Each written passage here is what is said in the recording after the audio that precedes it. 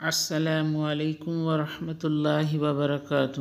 خیرکم من تعلم القرآن وعلمہ۔ تم میں سے بہترین انسان وہ ہے جو قرآن سیکھے اور دوسروں کو سکھائے۔ نحمدہ ونصلی علی رسولہ الکریم، اما بعد فاعوذ باللہ من الشیطان الرجیم، بسم اللہ الرحمن الرحیم۔ رب اشرح لی صدری ویسر لی امری واحلل عقدۃ من لسانی یفقہوا قولی۔ رب زدنی علما، رب زدنی علما، رب زدنی علما۔ آج انشاءاللہ ہم سورہ البقرہ کی آیات نمبر 233 234 کا ترجمہ اور تفسیر پڑھیں گے۔ اللہ سے دعا ہے کہ اللہ ہم جو کچھ پڑھیں سنیں، اللہ ہمیں اس پر عمل کرنے کی توفیق عطا فرمائے، آمین۔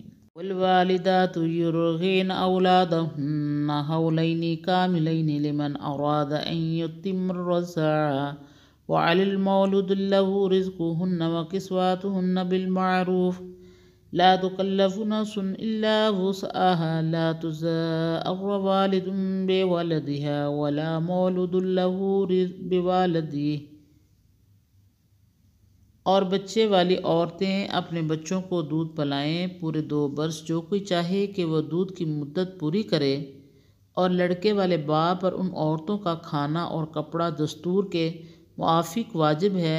کسی کو تکلیف نہیں دی جاتی مگر اس کی گنجائش کے موافق، نہ ماں کو اس کے بچے کی وجہ سے نقصان دیا جائے اور نہ اس کو جس کا وہ بچہ ہے، یعنی باپ کو اس کے بچے کی وجہ سے۔ اس آیت میں یہ بیان کیا گیا ہے کہ ماں اپنے بچے کو 2 برس تک دودھ پلائے، اور یہ مدت اس کے لیے ہے جو ماں باپ بچے کے دودھ پینے کی مدت کو پورا کرنا چاہیں، ورنہ اس میں کمی بھی جائز ہے، جیسے کہ آیت کے آخر میں آتا ہے۔ اس حکم میں وہ مائیں بھی داخل ہیں جن کا نکاح باقی ہے، اور وہ بھی جن کو طلاق مل چکی ہو یا ان کی عدت گزر چکی ہو۔ فرق صرف یہ ہوگا کہ بیوی کا کھانا کپڑا خاوند پر ہر حال میں لازم ہے۔ اس آیت سے معلوم ہوا کہ دودھ کی مدت جس ماں سے پوری کروانا چاہیں یا باپ سے دودھ پلانے کی اجرت ماں کو دلوانا چاہیں تو اس کی مدت مکمل 2 سال ہے۔ اس کے بعد یہ بھی واضح ہو گیا کہ باپ کو بچے کی ماں کو کپڑا کھانا ہر حال میں دینا پڑے گا۔ پہلی صورت میں تو اس کے نکاح میں ہے، دوسری صورت میں دودھ پلانے کی اجرت دینی ہوگی، اور بچے کے ماں باپ کسی طرح سے ایک دوسرے کو تکلیف نہ دیں، مثلا ماں بلا وجہ دودھ پلانے سے انکار کرے یا باپ بلا وجہ ماں سے بچہ کو جدا کر کے کسی اور سے دودھ نہ پلائے یا کھانا کپڑا میں تنگی نہ کرے۔ وعلى الوارث مثل ذلك فإن أراد فصالا عن تراض منهما وتشاور فلا جناح عليهما وإن أردتم أن تسترضعوا أولادكم فلا جناح عليكم إذا سلمتم ما آتيتم بالمعروف واتقوا الله واعلموا أن الله بما تعملون بصير۔ وارثوں پر بھی یہی لازم ہے، مگر پھر اگر ماں باپ چاہیں کہ دودھ چھڑا لیں اپنی رضا اور مشورے سے تو ان پر کچھ گناہ نہیں، اور اگر تم لوگ چاہو کہ اپنی اولاد کو کسی دائی سے دودھ پلواؤ تو بھی تم پر کچھ گناہ نہیں، جبکہ حوالے کر دو جو تم نے دینا ٹھہرایا تھا دستور کے موافق، اور اللہ سے ڈرتے رہو اور جان رکھو کہ اللہ تمہارے سب کاموں کو دیکھتا ہے۔ بچے کی پرورش کا خرچ باپ کے ذمہ ہے، اور جب باپ مر جائے تو پھر حکم اس طرح ہے کہ اگر بچہ مال کا مالک ہو تو اسی مال میں سے اس کا خرچ چلے گا، اور اگر مال کا مالک نہیں تو اس کے مالدار عزیزوں میں سے جو لوگ اس کے محرم ہوں اور محرم ہونے کے علاوہ شرعاً اس کے مستحق میراث میں بھی ہوں تو ان وارثوں رشتہ داروں کے ذمہ اس کا خرچ واجب ہوگا۔ دودھ پیتے بچے کے اخراجات جو دوسروں پر واجب کیے گئے ہیں، اس کی وجہ یہی ہے کہ بچہ خود اپنی پرورش کی صلاحیت نہیں رکھتا۔ اس سے ایک یہ بات بھی نکالی جا سکتی ہے کہ محتاج عورتوں، اپاہج مردوں اور نابالغوں کے اخراجات زندگی ان کے رشتہ داروں کے ذمہ ہیں۔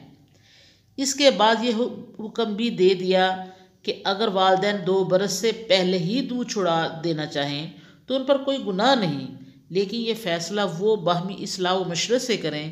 ماں کا جذبہ شفقت اور پرورش کا حق زیادہ ہوتا ہے، اس لیے اس کے معاملات کو صرف باپ کی رائے پر نہیں چھوڑ دیا گیا، پھر یہ بھی واضح کر دیا گیا کہ بعض حالات میں جب ماں کے بجائے دودھ کسی دوسری عورت سے پلوانا درکار ہو تو اس میں بھی کوئی گناہ نہیں، بس شرط اجرت ادا کر دی جائے۔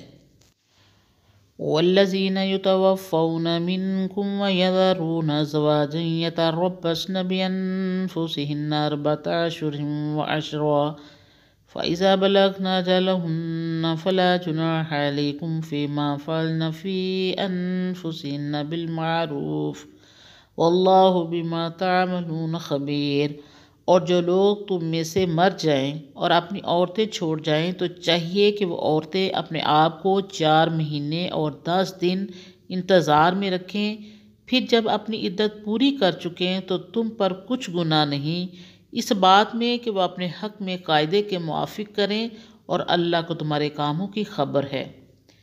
بیوہ کے ساتھ دنیا کے دوسرے مذاہب نے کوئی خاص رعایت نہیں کی، بلکہ ہندو مذہب نے توستی ہونے یعنی بیوہ کو زندہ ہی آگ میں جل جانے کو حکم دیا۔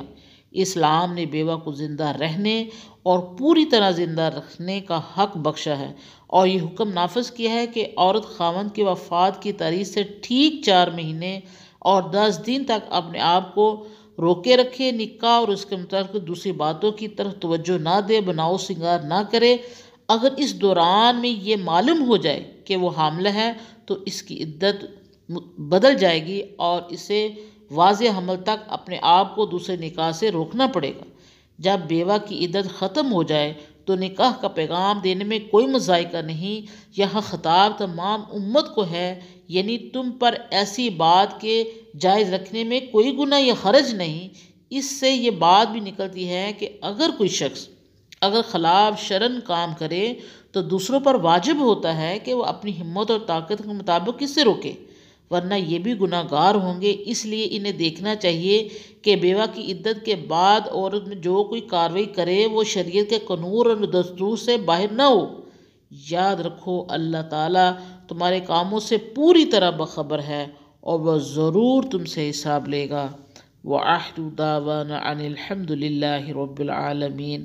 سبحان ربک رب العزت عما یصفون والسلام علی المرسلین والحمد للہ رب